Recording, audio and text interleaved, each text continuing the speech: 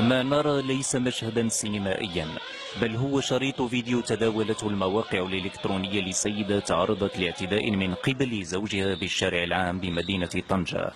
اعتداء نصبت على إثره لبنى بجروح وإصابات في مختلف أنحاء جسمها.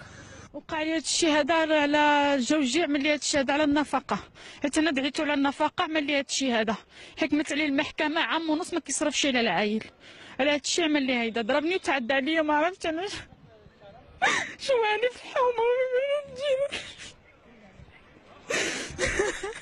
شنو عمل لي في وجهي، جوان ما خلاني الصحه ما خلاني والو، برجلو من وجهي. لبنى تقدمت بشكاية ضد زوجها ولا تعد شكايتها الأولى، فالضحية راجعت مصالح الأمن لمرات عديدة وتراجعت عن مطلب المتابعة بعد جلسات صلح، شأنها في ذلك شأن العديد من النساء المعنفات. برغم انك تكون عندها شهاده طبيه اللي فيها حتى ل 21 يوم ولا 30 يوم ولا اكثر، وكتجي في اخر المطاف وبعد الشكايه وكتقول كنتنازل. لماذا؟ اغلب الحالات كتنازل لانها كتخاف من الجانب الاقتصادي.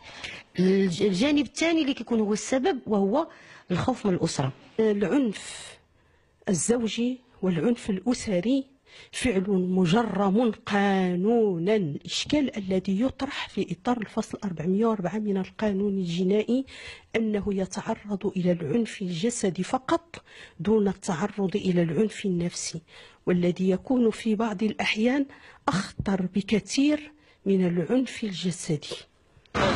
هذا العنف بأنواعه بات يتنامى يوما بعد آخر في المجتمع المغربي، فوفق دراسة أنجزتها المندوبية السامية للتخطيط، فنصف النساء المتزوجات تعرضن للعنف، أي نحو 4 ملايين ضحية، وهو رقم لا يعكس إلا الجزء البارز من جبل الجليد.